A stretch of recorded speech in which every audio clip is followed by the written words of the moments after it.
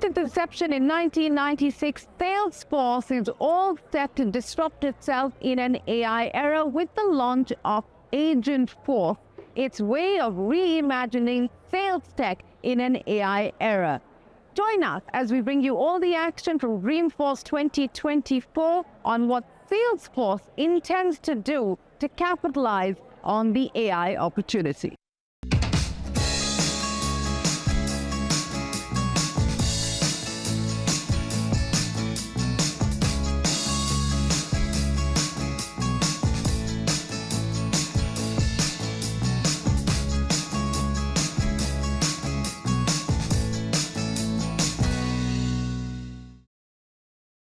Hello and welcome to this edition of Young Turks Reloaded. I'm Shereen, Bhan, and you're watching India's longest running show on startups and entrepreneurship. It is my absolute pleasure to welcome on the program a man who is tracked very closely across social media. He calls himself the Chief Digital Evangelist at Salesforce, but his job description is much more of a listener, a learner, and a storyteller. Vala Afshar, what's an absolute pleasure to have you join us here at Dreamforce, which many are calling it the Disneyland of the tech world minus the rides. Thank you so much for your kind words. As someone who's afraid of rides, I love the fact that it's being described as Disney World without the rides. This is my 14th Dreamforce. Half the time I attended as a customer, tried to expand my mind, connect with trailblazers to learn and bring that value back to my company. And for the past 9 years, I've had the privilege of working at Salesforce, trying my best to give back, to help educate and inspire and ignite positive action with a community unlike any other community in the tech industry, in my humble opinion. And you know, it's just awesome to be here. From your vantage point, Vala, what does this chapter, since you're a storyteller, what does this chapter mean or say as far as where we find ourselves in the tech cycle? You know, Mark said that this is the big moment, that Salesforce is going all in with its AI Agentforce, and he's virtually betting the future of the company on this idea, and you believe that this is going to reimagine sales tech as we know it. How do you view this chapter? Those are powerful statements that our co-founder made. I believe this is the most important Dreamforce. We're a 25-year-old company, a company that pioneered software as a service. We pioneered cloud computing. We were first to talk about the mobile wave and the mobile revolution, the social revolution, Internet of Things revolution, the AI revolution. Certainly the last few years we've been talking about the importance of data. All AI projects begin as data projects. And this year, on our 25th year anniversary, we believe agentic AI, is the most important technology in the enterprise and in the business world. In contrast to chatbots and co-pilots where they simply assist you, we now have AI agents that can work with you and take action on your behalf. They have much deeper understanding of language. They have reasoning capabilities. They can adapt based on experiences. So they can work alongside you and augment your ability to deliver value to your stakeholders or do it on your behalf. This is an inflection point that in my 30 years of technology, I believe is the most important moment for us. And what we're trying to convey to the 45,000 that are here in person and the millions who are watching, tens of millions who are watching, is that this is the way AI was meant to be. It's agents and humans working together, delivering value to our customers. And we're activating thousands of our customers during Dreamforce, where they can build their own AI agents and help turbocharge their businesses in terms of delivering value at the speed of need. That's the power, that's the superpower that AI agents will bring to business. You can anticipate ahead of a customer tapping you on the shoulder and deliver to them value so they can grow their businesses and delight their customers. We believe that this is an inflection point, but from where we find ourselves today to a real takeoff and real adoption, what are we talking about? A couple of months, a couple of years? I can look at Salesforce and how we've transformed ourselves just in the last 18 months, becoming an AI enterprise company. For us, the journey wasn't a couple of months or a couple of years. We've been on this AI journey for 10 years. 10 years. Yeah. 10 years. Yeah. Our first acquisition, launching our research team, the first Silicon Valley company, to my understanding, to hire a senior executive responsible for ethical and humane use of software. We believe the business can be the greatest platform for change. We believe values create value, but much like any new technology, it's an understanding where people may be timid, may be scared, may have questions about what happens when software can do the job. Yeah. And so for us, it's really making sure that the ethical, the privacy, trust is our number one core value. And so this is about augmenting workers. This is about bringing joy to work. When you see research that says 41% of workers are tired, 80% are susceptible to burnout, it's because, frankly, businesses, no fault of their own, because we didn't have the technology to assist, assign mundane, repetitive tasks. And so you can spend your entire career working on things that, frankly, could have been delegated to software, so you can invest back in yourself. You can come to conferences like Dreamforce and learn about AI. You can get certifications on Trailhead at no cost and better yourself. Ultimately, I think society will benefit for what is, in my humble opinion, electricity for the 21st century. And I think at some point, government, public sector may work together and recognize that AI should be considered a human right. It's interesting that you believe that AI is almost equivalent to electricity, and the impact that it's likely to have on the world, on jobs as we know it. And this takes me back to a comment that Mark made, where he's talking about wanting to put guardrails in place, the need to put guardrails in place so that we don't have a AI-driven Hiroshima moment. Now, that's a fairly dire statement to make. How afraid or concerned are you about the consequences, the unintended consequences of what AI could do, the harm that AI could do if we don't have the guardrails in place? That's a great question. I believe that it's the optimists that create the future. So I'm an optimistic person. I'm surrounded by colleagues and peers who are optimistic.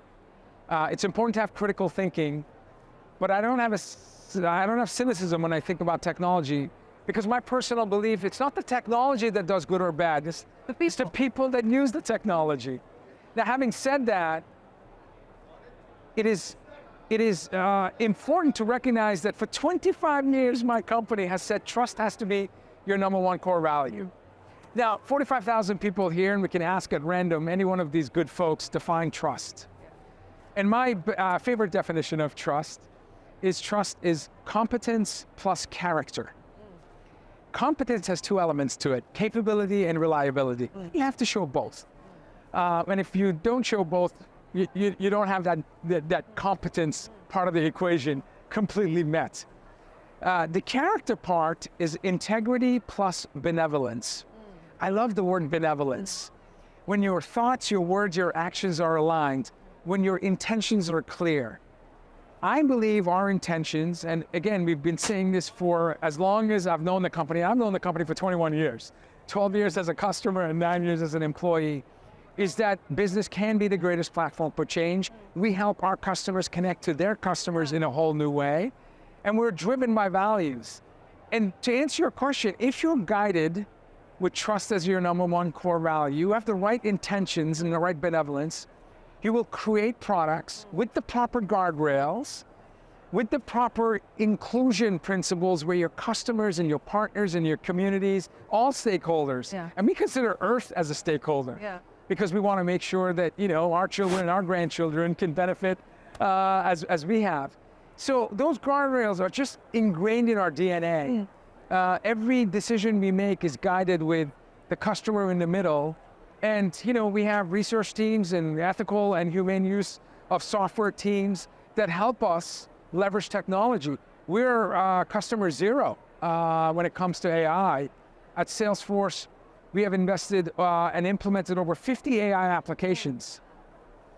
And according to our research in the last 90 days, we have saved roughly 50,000 hours of productivity. That's 25 man years in 90 days.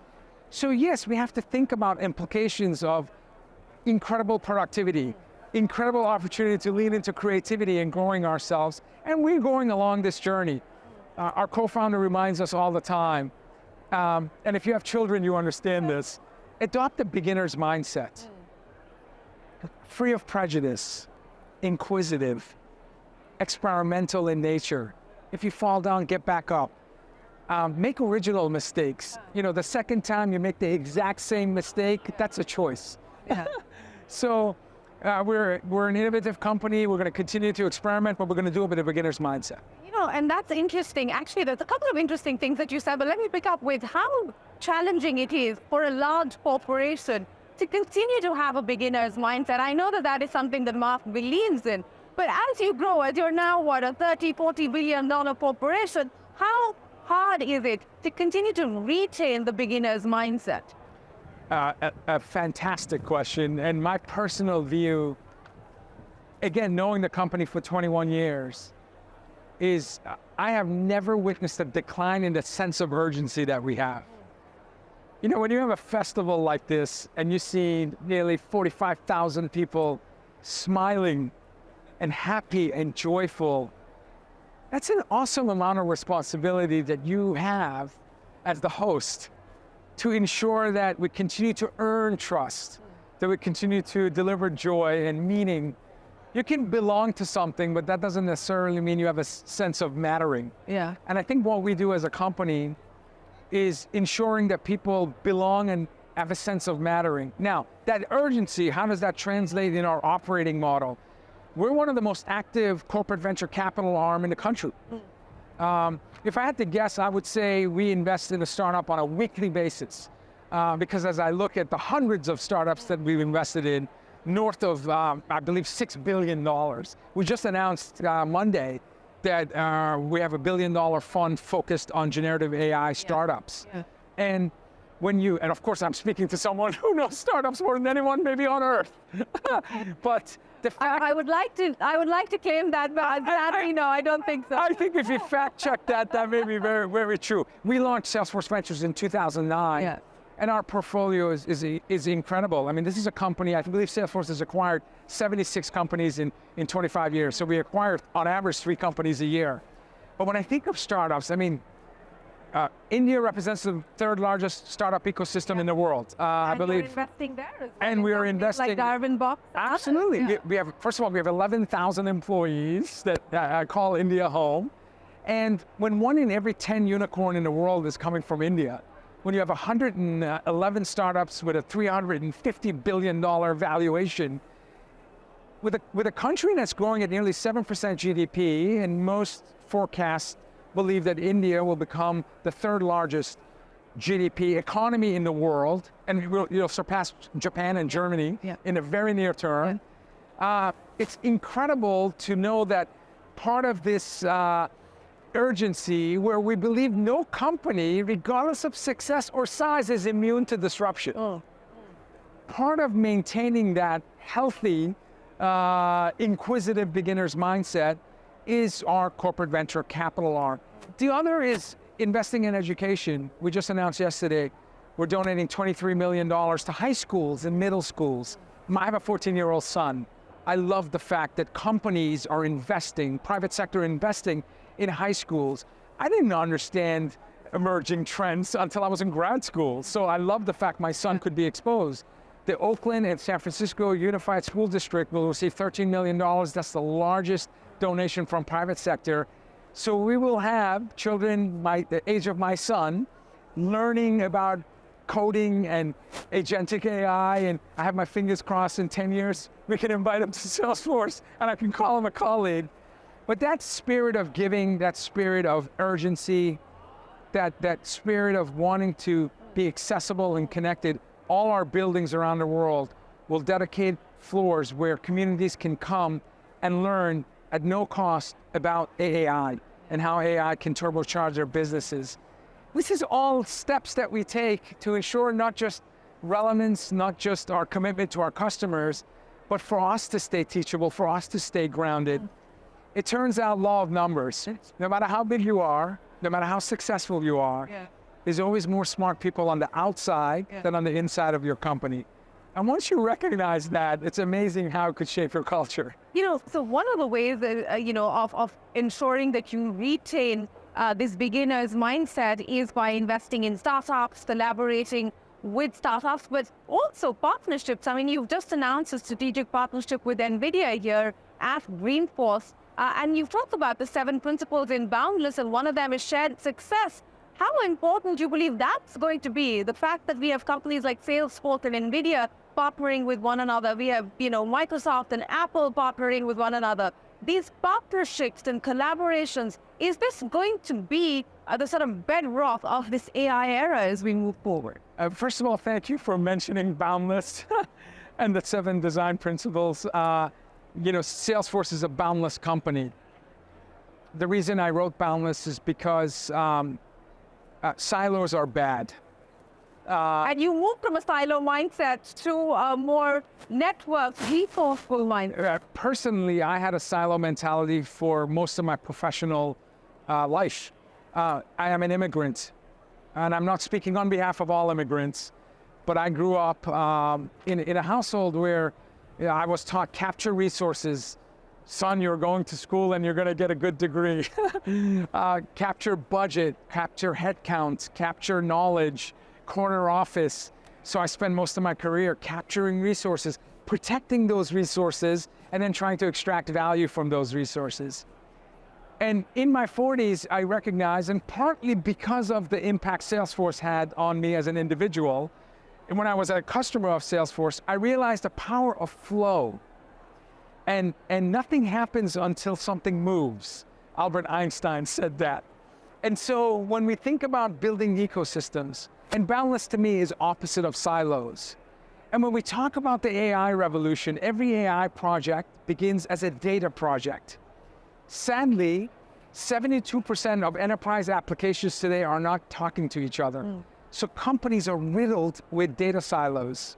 Gartner believes only 4% of the enterprise has enriched data enough to take advantage of language models to enable AI technologies. So companies like Salesforce, companies like NVIDIA, companies like Amazon and Google and Microsoft, folks that we partner with, they're helping us break silos, create a boundless ecosystem where the smartest person in the room is the room, and we can learn from each other. And this is the only way I think we can tackle societal issues that we have to address, business issues, ensure humanity still stays at the center of work. Again, this is agents and humans. And I think that it's the responsibility of companies like Salesforce to make sure that our workforce is ready for what I believe, again, to be electricity. No one questions about electricity or the ROI or its use.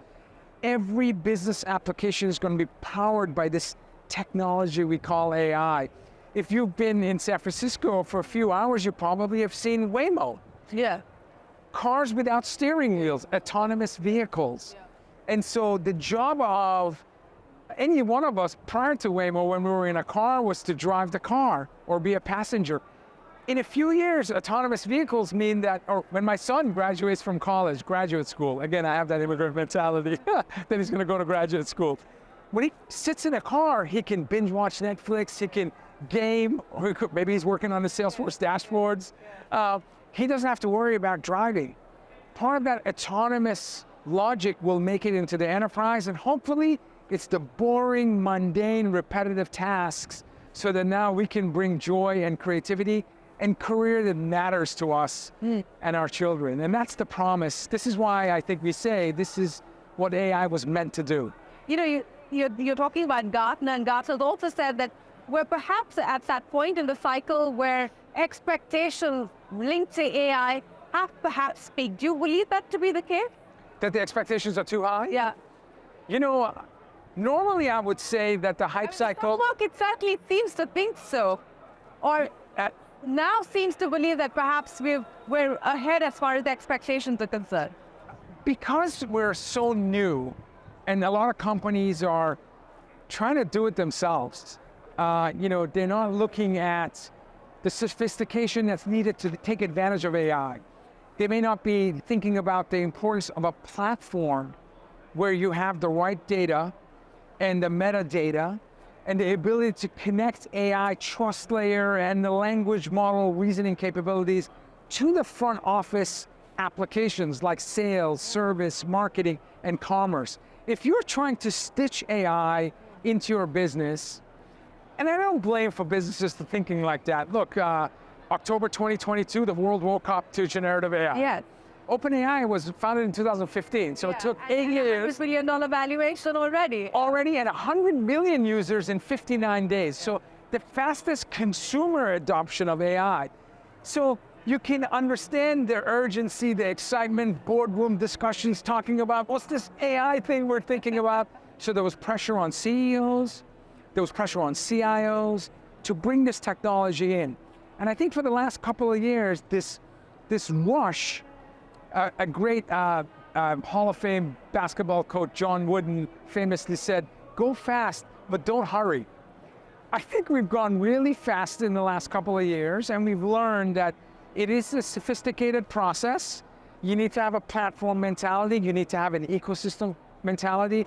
You have to have training your stakeholders, your employees and customers, infrastructure and mentality. So this is what we're trying to show today. I don't think it's hype. Again, I have the privilege of being in R&D labs, where I see this evolution of technology, and it's magic. It's stunning how fast we're bringing automation and intelligence in the flow of work. So whether you're a sales professional or marketing or customer service, as you're servicing your customer, you're doing at a level where an average marketeer is now an extraordinary marketeer. An average sales professional is now doing extraordinary sales. In our company, we believe our developers have gained a 30% productivity increase. We believe our engineers at Salesforce are producing apps 5 times faster than before, and we are introducing millions of lines of code into our system that's being generated with agents and our human developers together. It's extraordinary.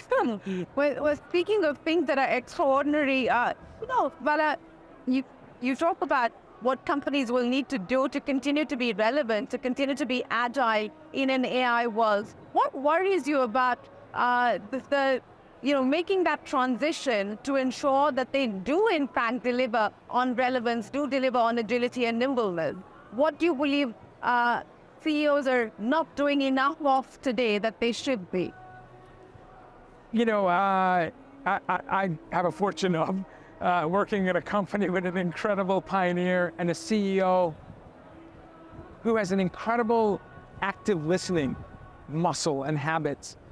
We travel around the globe listening to our customers so that we can have a message that can resonate with the millions who are watching and tens of thousands who are going to spend this week with us. It's incredibly important for us to again have that learning culture, that adaptive culture, and it comes from really caring about your customers and knowing the job to be done. We're not chasing shiny technology. We're trying to find how can we deliver value at the speed of need. I think this is how companies will stay relevant. The world is hyper-connected, knowledge sharing, and more decentralized.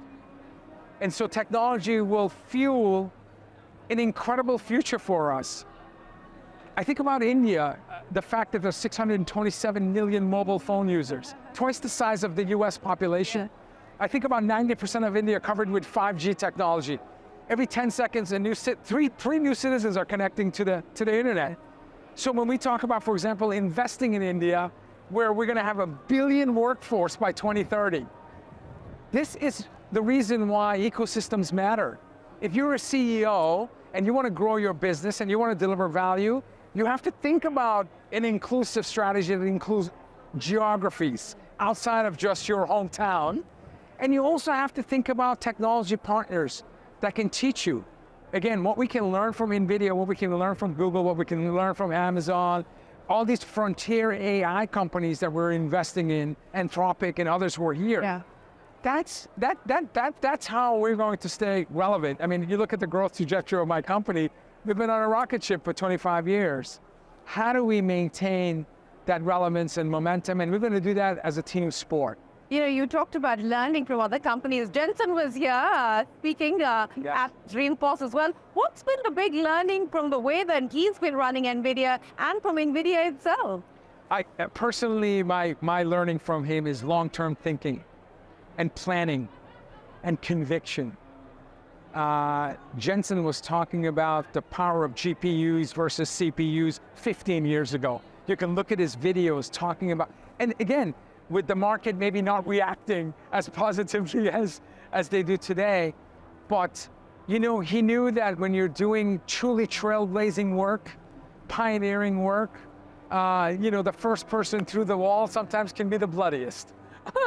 And so his conviction, his grit, the fact that he informs young entrepreneurs that resilience matters. You know, character is shaped through struggle, and he's had incredible struggle. You know, he's talked about his personal struggle, and also his commitment and conviction to research. When he was talking to Mark, talking about researching the power of language models a decade ago.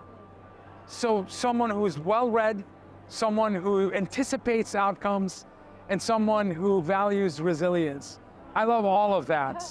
When I have the good fortune of, like yourself, when the exceptional startup entrepreneurs that we have the privilege of consulting or learning from, they're self-aware, they're pragmatic optimists, they're hard workers.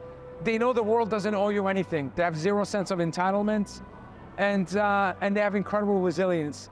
And Jensen embodies all of that. And it's infectious. So it's just a privilege for a company like ours to be able to partner with him to take our 150,000 customers on a journey that hopefully is a beautiful, rewarding one in the many years to come. Well, speaking of journeys and conviction, you know, you were quite keen that you should pick up Twitter. How's that story panned out?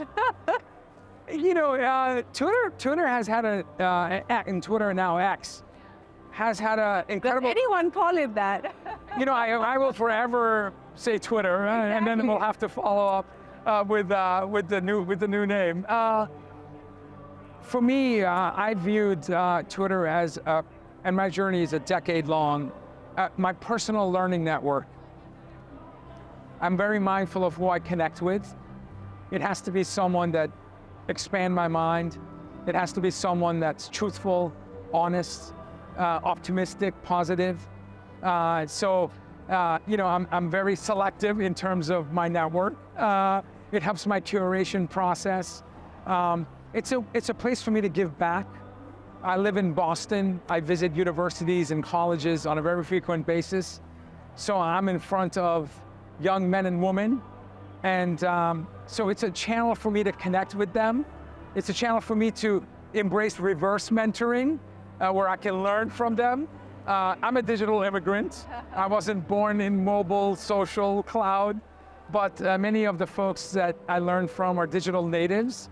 My children are digital natives. And so it's a personal learning network. I'm mindful of who I engage with. And, you know, I think that in order to be good on any social platform, you have to be good off of the social platform. Meaning, you know, if you're building something extraordinary, if you're writing and your work inspires people, if you're good off of any digital platform, chances are you will do okay on the digital platform. So my advice to anyone, if you're good in life, hopefully you'll be good on social and digital. And you know, I view, look at how we will recruit talent in the future. I think the traditional CV is dying. You know, what you and I can put on 1 or 2 pages that's the best of us is not how digital native companies are looking in terms of recruiting. Your personal brand is your digital footprint plus your digital exhaust. When I'm in front of students, I tell them, Google yourself and ask, or ChatGPT yourself and ask. Yeah, Vala, you were saying that we won't need CVs in the future when we're looking at how we recruit and how we hire people. What are people going to be looking at? And when I have an opportunity, I live in Boston, so I visit colleges and universities quite often. And when I have young men and women in the audience, I tell them, Google yourself and ask this one question: would I hire me? What's the video that pops up, the photo? If you're dunking on your favorite sports team because they lost last evening, what hashtags you use. Your personal brand in a digital first economy is your digital footprint plus your digital exhaust, those breadcrumbs that we leave behind. And digital native companies are using human capital management software, HR software, where with AI, they can detect tone and sentiment. They can determine if you're a good cultural fit based on the words you use and the sentences you use and the images you share. So when I think about the process that was used to hire my grandfather and my father and myself, that's a process that's going to be disrupted. So I think, and social media and digital networks is a way for you to reveal your character.